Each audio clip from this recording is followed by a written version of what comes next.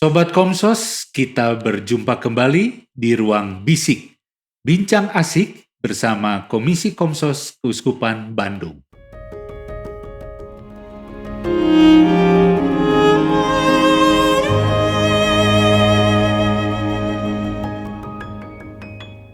Pastor Postinus, Ya, kita ketemu lagi. Kita ketemu lagi, Pastor. Ya. Kalau minggu lalu kita sudah bicara mengenai aborsi dan juga Pastor udah singgung-singgung nih soal kontrasepsi. Nah ini saya jadi ada pemikiran nih, gimana kalau kita bahas soal kontrasepsi? Karena kan kontrasepsi memang sudah menjadi pembahasan umum lah untuk masyarakat ini. Nah, saya dengar gereja menentang kontrasepsi. Beberapa episode yang lalu pun Pastor udah singgung sedikit bahwa gereja sangat menentang kontrasepsi. Kenapa Pastor ditentang? Nah, karena ini kontrasepsi itu ditentang oleh gereja itu juga punya alasan yang sangat mendasar. Namanya kontrasepsi. Jadi menentang pembuahan. Kan itu sebenarnya kan itu ya, menentang pembuahan atau menentang kelahiran. Nah, itu kan apa? Betul. Padahal di gereja Katolik kelahiran itu adalah salah satu tujuan perkawinan yang tidak boleh dipisahkan dari perkawinan itu ya. Nah, itu satu alasan. Jadi kalau kita bisa melihat ini apa namanya itu tujuan perkawinan ini bisa kita lihat misalnya dalam kanon itu ya, kitab hukum kanonik kanon 1055. Bahwa sudah dikatakan di sana salah satu tujuan perkawinan ya kelahiran anak. Nah, kontrasepsi menghambat ini. Menghambat ini. Juga sebenarnya Pak Steve ini bisa sebenarnya dibaca juga di dalam Humanae Vitae itu ya. Dari Paus Paulus ke-6 tahun 68 bahwa kontrasepsi itu ditolak karena justru memanipulasi hubungan seksual dan menghambat keterarahan pada kelahiran anak. Karena dalam prinsip Katolik itu yang namanya persetubuhan antara suami dan istri harus sebagai ungkapan yang unitif kesatuan mereka dan sekaligus sebagai ungkapan prokreatif berarah pada kelahiran anak. Nah, justru kontrasepsi ini yang menghambat itu semua. Tapi sebenarnya juga sekaligus mau mengatakan kontrasepsi itu menolak kelahiran dan kalau menolak kelahiran berarti menolak kehidupan. Nah, ini yang ditentang oleh gereja itu. Itu. Ini kan udah dari tahun 68 Pastor. Sampai sekarang ini masih berlaku ya? Masih. Bahkan Pak Steve ya, jenis kontrasepsi yang ditolak oleh gereja itu bukan hanya soal buatan loh, tetapi ada dalam kitab suci. Dalam kitab suci itu bisa kita misalnya baca misalnya dalam kitab Kejadian bab 38. Nanti bisa membaca bab 38 ayat 1 sampai 10. Kan ada kisah di sana. Seorang laki-laki yang bernama Onan lalu memperistri namanya Tamar. Nah, ketika suatu malam mereka melakukan hubungan suami istri. Dan ketika Onan ini mengalami ejakulasi, lalu air maninya itu dia buang keluar.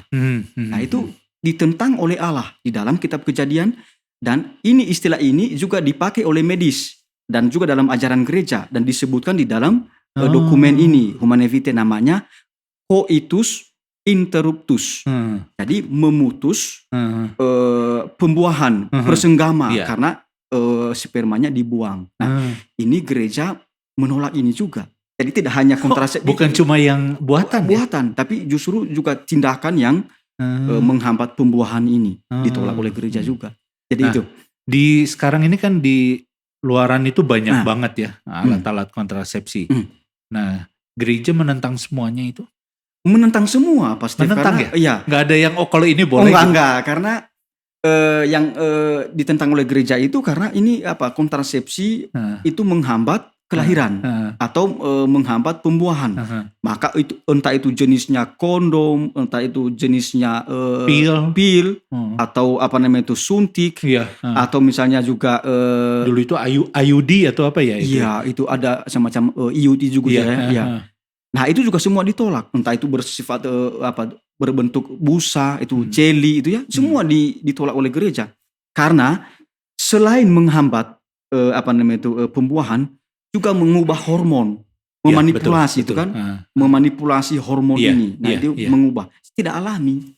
Oh. Nah itu Pak Stef ya. Jadi kartu mati nih ya, tidak ada alat kontrasepsi yang aman ya. Nah kalau misalnya ada suami istri yang ingin menunda, bukan tidak ingin punya anak, tapi ingin menunda supaya siap dulu lah. Mungkin waktu dia menikah ekonomi masih belum stabil, lalu mencoba untuk menunda setahun atau 2 tahun baru ingin punya anak.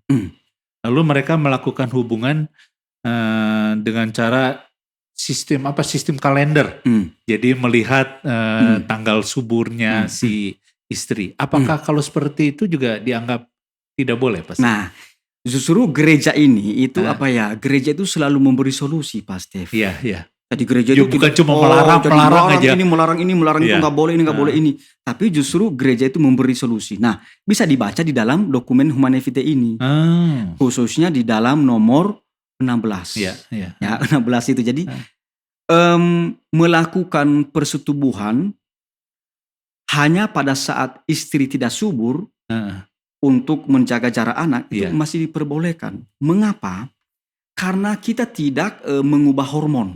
Tidak merubah apa-apa. Tidak merubah apa-apa. Jadi tindakan yang dilakukan justru alami dan memanfaatkan apa yang sudah menjadi siklus alami siklus alami dari istri itu ya.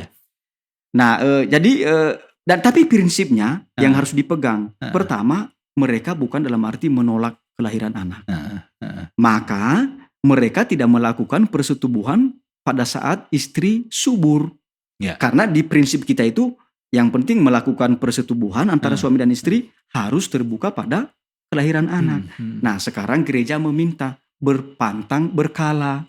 Nah kan itu sebenarnya kan itu ya. Betul, berpantang berkala. Tapi yang penting di sini adalah berarti suami dan istri berkomunikasi. Kapan sih saatnya istri ini tidak subur dan kapan saatnya subur? Karena sudah pasti kalau subur maka kemungkinan kalau melakukan hubungan seksual melahirkan, mengandung itu ya. Sedangkan kalau pada waktu tidak subur kemungkinan besar secara medis itu secara medis itu tidak mengandung itu ya, tidak membuat istri hamil.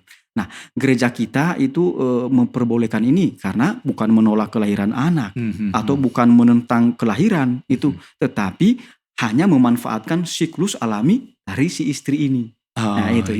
Itu. Jadi kalau sistemnya mengatur berhubungan itu masih boleh, tapi kalau dikeluarkan di luar itu udah boleh. Tidak boleh karena tadi itu coitus interruptus itu.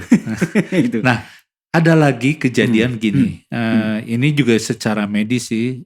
Saya suka dengar dokter menganjurkan. Jadi suami istri, si suami itu ternyata menderita HIV. Ya, mungkin riwayatnya dulu itu dia pakai jarum suntik atau apapun juga sehingga dia HIV. Nah, lalu ini yang jadi masalah adalah bagaimana istrinya. Nah, lalu dokter menganjurkan ya sudahlah pakai kondom saja supaya sang istri tidak tertular ketika berhubungan seksual. Nah, kalau seperti itu gimana Pak Sur? Itu kan juga mempergunakan alat kontrasepsi.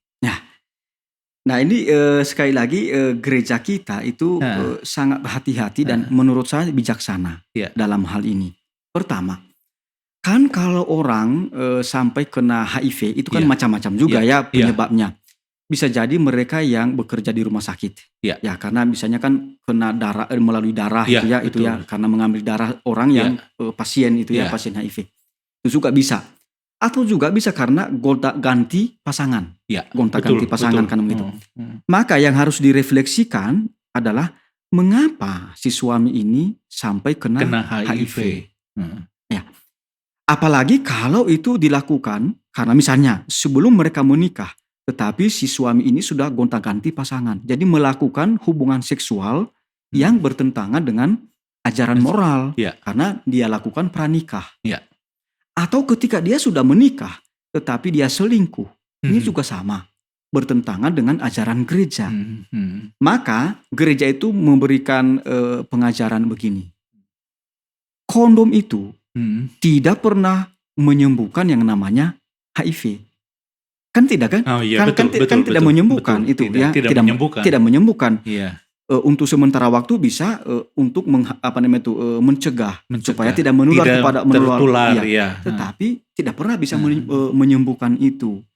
Maka yang gereja meminta kita umat Allah, kalau terjadi hal yang demikian, maka kerelaan pasien itu atau kerelaan pasangannya yang diminta, berpantanglah untuk melakukan hubungan seksual, tetapi juga sekaligus membangun kesetiaan. Nah, ini yang diulang-ulang oleh para paus juga ya, dari tahun ke tahun paus kita mengulang-ulang ini. Yang diminta dari kita adalah kesetiaan kita pada ajaran gereja. Maka pasangan yang seperti itu lebih berharga, berpantang dan membina kesetiaan itu daripada melakukan hal-hal yang bertentangan dengan ajaran moral itu ya. Nah, memang ini Pak Stef ya, kan banyak yang berkomentar. Ya. Kan tujuannya kan baik. Kan itu kan tujuannya betul, baik untuk mencegah tidak terjadinya HIV. Ya. Tapi sekali lagi caranya nggak baik. Nggak baik. Ya. Jadi di kita itu cara dan tujuan harus dua-duanya baik. Nah itu Pak Stef. Tapi kalau misalnya suami istri ini belum punya anak nih Pastor, kalau terus berpantang seperti itu kan tujuan pernikahan untuk mempunyai anak pun terganggu ini. Nah karena kan mereka kan sebenarnya tidak menolak kelahiran anak. Oh iya, tidak menolak kan tidak menolak kelahiran anak gitu kan. Iya, jadi betul. Prinsip ini yang dipegang. Tapi dalam keadaan semacam ini, maka ada pertimbangan moral yang lain bahwa mereka misalnya diminta untuk berpantang. Tetapi kalau mereka mau menanggung risiko ini bersama-sama, itu juga diserahkan pada hati nurani mereka, untuk melakukan persetubuhan. Tetapi sekali lagi yang diminta oleh gereja itu jangan gonta-ganti pasangan, jangan melakukan perselingkuhan, sehingga kalau terjadi perselingkuhan ini berarti semakin menyebar yang namanya HIV atau AIDS ini itu ya. Jadi itu pasti itu. Nah, oke, ada lagi yang begini Pastor yang ini mungkin ada satu anggapan bahwa gereja melarang penggunaan kontrasepsi itu adalah ketika sudah masa pernikahan, sudah melewati masa pernikahan. Tapi kalau belum menikah, apa boleh nggak pakai alat kontrasepsi?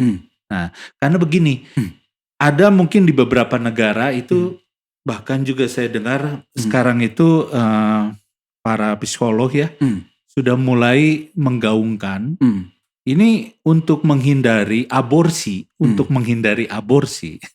lalu anak-anak remaja itu disarankan untuk dibekali dengan alat kontrasepsi. Maksudnya kalau sampai mereka di luar kontrol mereka lalu melakukan hubungan badan, tidak terjadi kehamilan. Nah, dengan tidak terjadi kehamilan kan tidak ada aborsi seperti itu. Nah, gimana nih Pastor untuk menghadapi gejala-gejala seperti ini? Ya, memang ini pasti ya.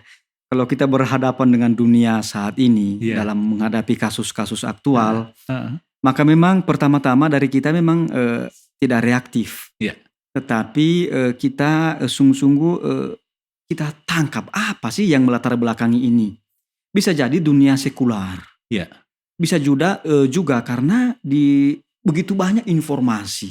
Sehingga orang tidak bisa lagi menentukan yang mana yang menjadi prinsip kekatolikan itu ya. Nah, maka saya ingat, ini sangat menarik, itu Yohanes Paulus kedua, ya, di dalam ensikliknya Evangelium Vitae nomor 23. Dia mengatakan begini, kita sangat menyesali bahwa pada zaman ini banyak kaum mudi itu yang justru merendahkan martabat seksualitas. Betul.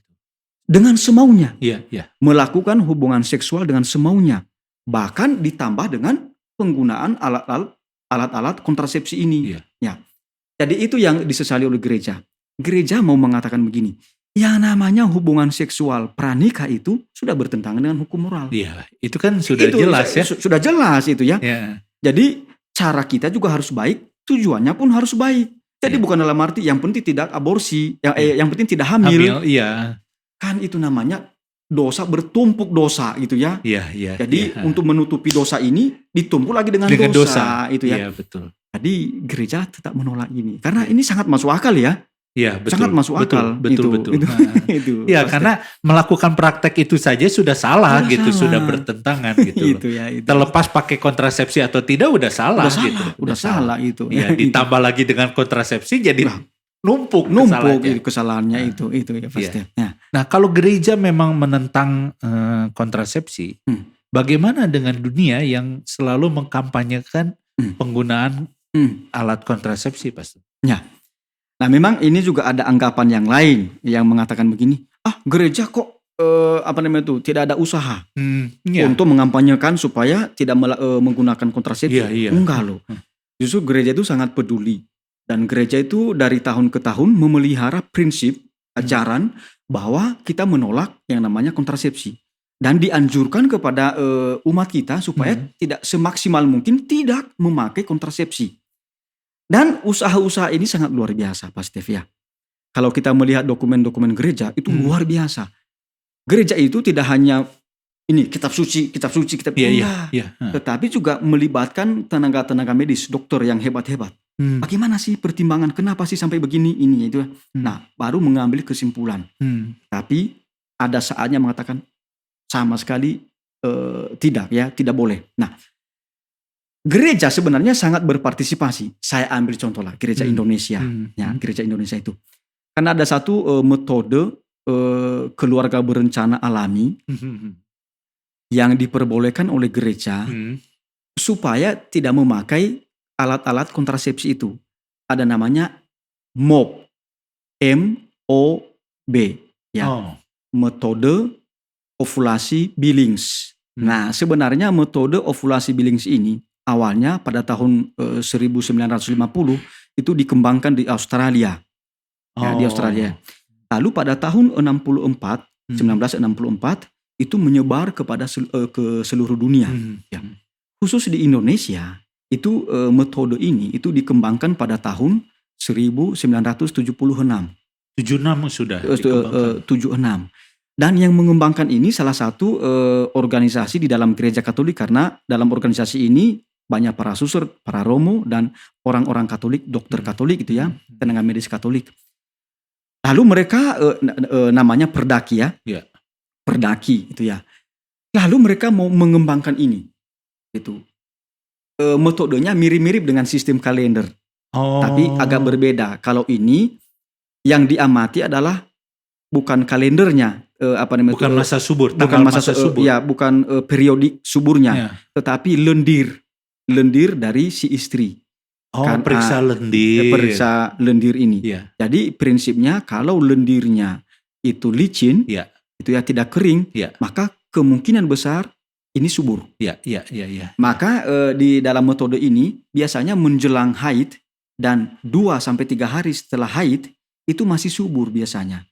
Kalau misalnya lendirnya ini licin, maka sekali lagi ini memakai otak, bukan otot itu ya, bukan memanipulasi hormon, tapi melihat kondisi ini istri. Gitu, ya. Dan rupanya ini secara medis itu cukup berhasil itu, dan diperbolehkan oleh gereja. Mengapa? Karena kita tidak mengubah apa-apa dan bukan dalam arti menolak kelahiran anak. Jadi suami dan istri melakukan hubungan seksual pada saat istri ini tidak subur. Jadi mirip-mirip ya dengan metode kalender tadi ya. Tapi ini beda ya, karena yang diamati adalah lendir ini tadi itu ya, lendir dari istri, dari lubang senggamanya itu ya. Maka ini dibutuhkan komunikasi antara suami dan istri ya, ketika mereka melakukan hubungan seksual. Nah, menariknya Bapak Pak Steve ya, pada tahun 90-an Gereja Katolik atau Perdaki ini mendaftarkan ini ke BKKBN, Badan Kependudukan dan Keluarga Berencana Nasional. Jadi kan ada dulu kan keluarga berencana itu kan ada badannya. Betul. Lalu ketika dijelaskan dan diteliti secara medis diakui oleh negara. Jadi sistem alami ini, metode ovulasi Billings yang notabene adalah sistem keluarga berencana alami, itu juga diakui oleh negara. Maka ini yang kita anjurkan untuk digunakan oleh umat kita, dilakukan oleh umat kita. Jadi bukan alat kontrasepsi tadi, tetapi justru memanfaatkan masa tidak subur atau masa yang subur. Jadi kalau mau punya anak, ya melakukan hubungan seksual suami istri pada saat subur. Ya. Kalau tidak mau menunda anak, maka pada saat istri tidak subur, itu dengan mengamati lendirnya licin atau tidak, atau ada warna putih atau berubah. Kan biasanya kan kalau subur itu lalu nanti putih lalu berubah itu ya, berubah lagi. Nah ini kalau nanti licin subur. Berarti pasti kalau melakukan persetubuhan istri kemungkinan besar bisa Nah, bisa itu. hamil. Ya, itu luar biasa pasti. Iya. Jadi sebetulnya program keluarga berencana itu disetujui ya oleh gereja ya. Disetujui oleh gereja, tapi keluarga berencana dengan yang alami. Dengan cara alami. Ya, berarti dari pembicaraan kita itu berarti ada dua keluarga berencana alami itu. Ada dengan sistem kalender dengan melihat siklus, haid atau masa subur atau tidak subur, dan sistem MOB itu. Ya, MOB itu, metode ovulasi Billings. Iya, itu. Itu pasti. Nah, kan di banyak negara-negara maju sekarang ini banyak mulai pasangan-pasangan muda yang tidak mau punya anak, sehingga mereka kan populasinya juga makin lama makin berkurang ya. Padahal kan di negara-negara itu juga gereja Katolik hadir ya. Nah, apakah ini juga menjadi perjuangan gereja? Ya, itu tak menjadi perjuangan gereja. Makanya justru gereja dimanapun hadir itu tetap berjuang dengan berbagai cara yang persuasif juga ya, tapi sekaligus juga otoritatif, meminta umat supaya mengikuti dengan penuh perjuangan dengan sikap iman kekatolikan, supaya mereka taat pada ajaran. Dan itu ada di dalam hukum gereja juga. Anjuran bahwa semua orang Katolik yang sudah dibaptis dalam gereja Katolik harus taat pada ajaran gereja. Itu kan ada di sini itu ya. Entah itu di dalam kanon ini ya, kitab hukum kanonik itu ya. Jadi gereja dimanapun hadir, walaupun di negara itu begitu kuat yang namanya sekular, tetapi gereja dengan pelan-pelan berjuang dari tahun ke tahun, dari abad ke abad, memegang yang namanya prinsip ajaran ini. Itu luar biasa. Itu. Ya, luar biasa itu. Nah, Oke, Pastor, kalau gitu ya kita sekarang sebagai umat Katolik jadi juga lebih menyadari manfaat daripada yang tadi sistem kalender dan itu, dan juga kalau sekarang mulai mengerti bahwa penggunaan alat kontrasepsi itu memang tidak diperbolehkan seperti itu. Oke, Pastor, saya kira pembincangan asik kali ini kita cukupkan di sini. Pastor mungkin bisa dikasih sedikit statement terakhir. Baik. Sebelum saya memberikan statement terakhir, itu tadi kanon berkaitan dengan ketaatan umat Katolik pada ajaran dan moral, itu bisa dibaca dalam kitab hukum kanonik nomor kanon 750 dan kanon 752 itu ya. Nah, untuk terakhir ini sebagai penutup, itu saya mengutip dari Familiaris Consortio artikel ke-32 dari Paus kita yang sudah jadi santo, gitu ya, almarhum Yohanes Paulus II. Saya membacakan artikel 32.